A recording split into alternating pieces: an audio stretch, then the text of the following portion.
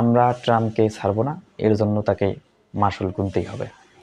ইরানের যে যুদ্ধ শুরু হয়েছে সেজন্য একমাত্র দায়ী ডোনাল্ড ট্রাম্প এবং মার্কিন যুক্তরাষ্ট্র এবং পাশাপাশি তাদের আন্তর্জাতিক হিসাব নিকাশ।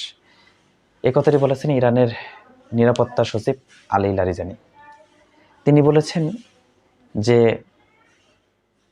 যুক্তরাষ্ট্র এবং ট্রাম্পের যে অপরাধ তারা ইরানের প্রতি আক্রমণ করেছে, এর মাশুল না দেওয়া পর্যন্ত ইরান পিছু হটবে না, বা ইরানি জাতি কখনো এই মাশুল না বুঝে নেওয়া পর্যন্ত পিছু হটবে না। দর্শক, ইরান এমন একটি জাতি যারা কখনো হারতে শিখেনি এবং তারা পিছু হটতেও শিখেনি। অতীত ইতিহাসে তাদের এটাই বলে।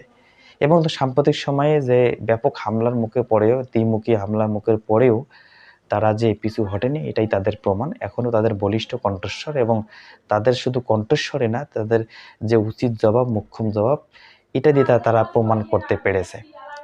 এবং তিনি আরও বলেছেন যে সাম্প্রতিক সময়ে মার্কিন যুক্তরাষ্ট্র এবং ইরানের মধ্যে যে পরমাণু ইস্যু নিয়ে যে আলোচনা চলেছিল, অর্থাৎ 21 দিন যাবৎ যে আলোচনা চলেছিল, এই আলোচনার মধ্যেই মার্কিন যুক্তরাষ্ট্র যে আন্তর্জাতিক আইন অমান্য করে ইরানের অভ্যন্তরে অতর্কিতভাবে হামলা করে। এই হামলার জেরে সাম্প্রতিক সময়ে ইরানে ব্যাপক ক্ষয়ক্ষতি হয়েছে, এবং পাশাপাশি পাল্টা হামলায়ও মার্কিন যুক্তরাষ্ট্রের যে মধ্যপ্রাচ্যে অবস্থিত যে সামরিক ঘাঁটিগুলো আছে সেগুলোরও ব্যাপক ক্ষতি হয়েছে। পাশাপাশি ইসরায়েলের অভ্যন্তরেও মোটামুটি ক্ষতি হয়েছে, যেগুলো তারা আন্তর্জাতিক মিডিয়া এবং মিডিয়া তারা কভারেজ করতে দেয় না। যাই হোক, এই যে ক্ষতি, এবং পাশাপাশি তিনি আরও বলেছেন যে মধ্যপ্রাচ্যে যে বর্তমান অস্থিতিশীল পরিবেশ তৈরি হয়েছে, এর জন্য দায়ী একমাত্র মার্কিন যুক্তরাষ্ট্র এবং ট্রাম্প।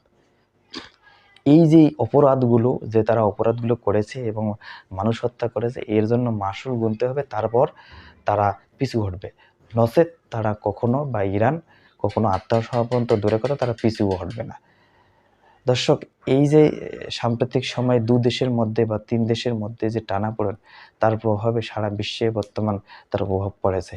এবং কোনো পক্ষই, অর্থাৎ দুটি পক্ষ, ইসরায়েল এবং মার্কিন যুক্তরাষ্ট্র একটি পক্ষ, ইরান একাই একটি পক্ষ, তারা কোনো পক্ষ আত্মসমর্পণ কিংবা যে হার মানার যে একটা সংস্কৃতি, তারা কোনো পক্ষই মানতেছে না। এবং যার ফলশ্রুতিতে বিশ্ব বাজারে একটা অস্থিতিশীল তৈরি হয়েছে। কারণ এই যে দেশের মধ্যে যুদ্ধ চলছে, তারা একমাত্র পৃথিবীর অন্যতম তারা তেল যোগানদাতা, যারা সারা বিশ্বে যোগান দিয়ে থাকে। যার ফলশ্রুতিতে এই যে তেল বাণিজ্যে একটা প্রভাব বাংলাদেশেও পড়েছে এবং সারা বিশ্বেও পড়েছে।